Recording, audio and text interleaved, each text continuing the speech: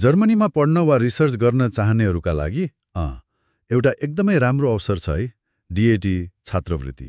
हो नि, German academic exchange service. यो त संसारकै ठूलो संस्थाहरूमध्ये एक हो भन्ने सुनेको थिएँ। हो, एकदम। हरेक वर्ष हजारौं विद्यार्थी अनि अनुसन्धानकर्ताहरूलाई जर्मनी जान सहयोग गर्छ। ए हो र? भनेपछि आज हामी यसैबारे अलिक गहिरिएर कुरा गर्ने भयौँ। ठिक हो। हामीसँग भएको जानकारी अनुसार यो डिएडी छात्रवृत्तिका मुख्य कुराहरू हेरौँ न। जस्तै कसले आवेदन दिन सक्छन्, के फाइदाहरू छन्, अनि एप्लाई गर्ने तरिका कस्तो छ, यस्तै कुराहरू। ल राम्रो। त्यसो भए सुरु गरौँ।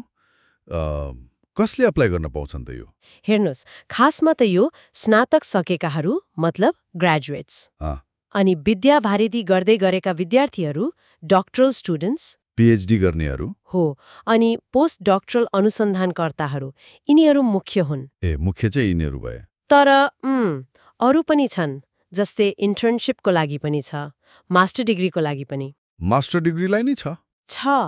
अनि एउटा विशेष कार्यक्रम छ, हिल्ड डोमिन प्रोग्राम भन्ने नि, त्यो चाहिँ आफ्नै देशमा जोखिममा परेका अध्येताहरूका लागि हो। भनेपछि त धेरै किसिमका अवसरहरू रहेछन्। हो त नि। अनि यसमा आर्थिक फाइदाहरू नि के कस्ता हुन्छन्? त्यो पनि महत्त्वपूर्ण कुरा हो।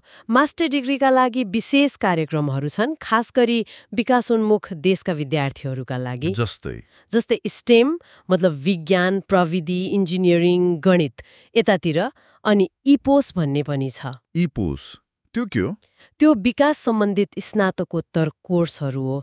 यसले चाहिँ विकासशील देशका अनुभवी पेशावरहरूलाई लक्षित गर्छ। ताकि उनीहरूले यहाँ सिकेको कुरा आफ्नो देशमा प्रयोग गर्न सकुन्। हो, ठ्याक्कै। अनि पीएचडीको लागि त झन् राम्रो अवसर छ। विकासोन्मुख देशका आवेदकलाई त पुरा फन्डिङमै जोड दिएको पाइन्छ। पुरा फन्डिङ? वाउ। हो, अनि अघि भनेको हिल्ड डोमेन कार्यक्रम भयो जोखिममा परेकाहरूका लागि। अर्को इन कन्ट्री इन रिजन भन्ने पनि छ। त्यो चाहिँ कस्तो हो? त्यो चाहिँ आवेदकै देश वा क्षेत्रमा पढ्नको लागि जर्मनी नगइकन। त्यो पनि राम्रै भयो। अब पैसाको कुरा गरौँ न, के पाइन्छ? पैसाको कुरा गर्दा मासिक स्टाइपेन्ड हुन्छ, मास्टरलाई लगभग 992 युरो जति। 992 युरो? अनि पीएचडीलाई चाहिँ 1300 युरो। 1300 युरो महिनाको? हो, महिनाको। अनि यात्रा भत्ता पनि हुन्छ, स्वास्थ्य, दुर्घटना, लायबिलिटी बीमा, यी सबै हुन्छ। बीमा पनि? हो। कहिलेकाहीँ भाषा कक्षाको पैसा, घर भाडामा अलिकति अनुदान, या परिवार साथमा छ भने त्यसको लागि पनि भत्ता पाइन सक्छ। ओहो, धेरै सुविधा रहेछ त। छ नि। र सबैभन्दा राम्रो कुरा के हो भने यो पैसा फिर्ता गर्नु पर्दैन, ग्रान्ट हो यो। फिर्ता गर्नु नपर्ने? यो त साँच्चै गजब रहेछ। मासिक 1300 युरो, बीमा, यात्रा भत्ता, यति भएपछि त जर्मनीमा ढुक्कले पढाइ वा रिसर्चमा मात्रै ध्यान दिन सक्यो नि। हो त। तर यति राम्रो फाइदा पाउन सजिलो त पक्कै छैन होला, हैन?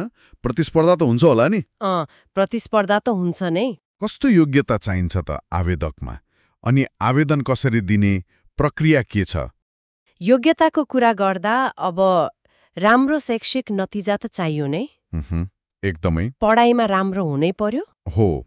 अनि विद्यावारिधिका लागि मतलब पीएचडीको लागि त एउटा बलियो मौलिक अनुसन्धान प्रस्ताव चाहिन्छ।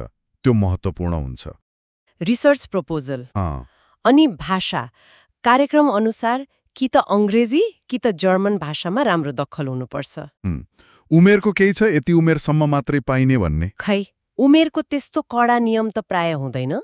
तर कुनै कुनै कार्यक्रममा चाहिँ स्नातक सकेको यति वर्षभित्र अप्लाई गरिसक्नुपर्छ भन्ने हुन सक्छ। त्यो चाहिँ हेर्नु पर्यो।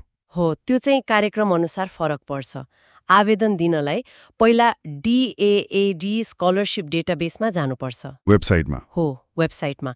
त्यहाँ आफूलाई मिल्ने कार्यक्रम खोज्ने अनि आवश्यक कागजपत्र जम्मा गर्ने। के चाहिन्छ कागजपत्र? अब सिभी त भइहाल्यो, अनि लेटर अफ मोटिभेसन मतलब किन यो छात्रवृत्ति चाहियो, किन जर्मनीमा पढ्न चाहियो भनेर लेख्ने पत्र। Motivation letter?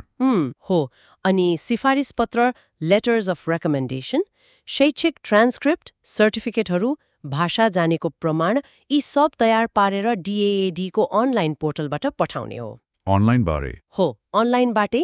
तोकिएको डेडलाइनभित्र। आजकल त यो एआई मतलब कृत्रिम बौद्धिकताको खूब चर्चा छ नि।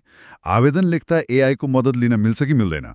मिल्छ, तर एकदमै पारदर्शी हुनुपर्छ। भनेको यदि एआई प्रयोग गर्नुभएको छ भने त्यो कुरा आवेदनमा खुलाउनुपर्छ, मैले यहाँ एआई प्रयोग गरेको छु भनेर। जानकारी दिनु पर्यो। हो, अनि आफ्नो मौलिक विचार र लेखाइ चाहिँ कायम राख्नुपर्छ। पुरै एआईले लेखेको जस्तो हुनु भएन। बुझियो। अनि छनौट चाहिँ कसरी हुन्छ, कसले गर्छ? छनौट प्रक्रिया त एकदमै गम्भीर हुन्छ। स्वतन्त्र प्राज्ञानिक समितिहरूले गर्छन्। प्रोफेसरहरू, विज्ञहरू हुन्छन् त्यसमा। उनीहरूले के हेर्छन् त? उनीहरूले हेर्ने भनेको आवेदकको पढाइ कस्तो छ, शैक्षिक योग्यता, प्रस्तावित परियोजना वा पढ्ने योजना कतिको राम्रो छ, गुणस्तरीय छ, अनि मोटिभेसन कस्तो छ, भविष्यमा के गर्ने सम्भावना छ, कहिलेकाहीँ विशेष व्यक्तिगत परिस्थितिहरूलाई पनि विचार गरिन्छ।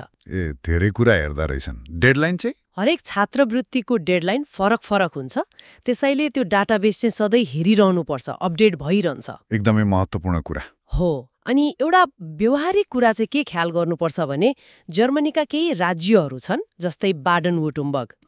त्यहाँका विश्वविद्यालयहरूले अन्तर्राष्ट्रिय विद्यार्थीसँग ट्युसन शुल्क लिन्छन्। Tuition fee? हो, त्यो शुल्क चाहिँ डिएडीले सधैँ कभर नगर्न पनि सक्छ, त्यसैले त्यो पनि बुझ्नुपर्छ अप्लाई गर्नु अघि। त्यो त बुझ्नै पर्यो। ठिक छ, त्यसो भए मोटामोटी रूपमा भन्दाखेरि डिएडीले जर्मनीमा उच्च शिक्षा र अनुसन्धानको लागि एकदमै राम्रो अवसर दिन्छ। हो, एकदम मूल्यवान अवसर हो। नोट गर्न र आवेदन प्रक्रिया राम्ररी बुझ्न चाहिँ अलि मेहनत नै गर्नुपर्ने देखियो। बिल्कुल, मेहनत त लाग्छ नै। र यहाँनिर एउटा सोच्नुपर्ने कुरा के हो भने विकल्पहरू यति धेरै छन् नि। हो त। विकासमा केन्द्रित इपिओएसदेखि लिएर जोखिममा परेकाहरूको लागि हिल्डे डोमिनसम्म। यस्तोमा हरेक व्यक्तिले आफ्नो पढाइ, रुचि, भविष्यको योजना अनुसार आफूलाई सबैभन्दा मिल्ने कार्यक्रम कसरी छुट्याउने त? हो, त्यो महत्त्वपूर्ण प्रश्न हो, यो प्रश्नमा अलि विचार गर्नु, उपलब्ध जानकारीहरू हेर्नु, सायद अप्लाई गर्ने पहिलो कदम नै यही हो। एकदम सही भन्नुभयो। र सबैभन्दा महत्त्वपूर्ण कुरा त सधैँ भरपर्दो र पछिल्लो जानकारीको लागि डिएडीकै आधिकारिक वेबसाइट हेर्नु पर्यो। हो, DART.de, अनि त्यो स्कलरशिप डेटाबेस छँदैछ funding-guide.de। हो, त्यही हेर्नुपर्छ। ल, आजको लागि यति नै गरौँ होला।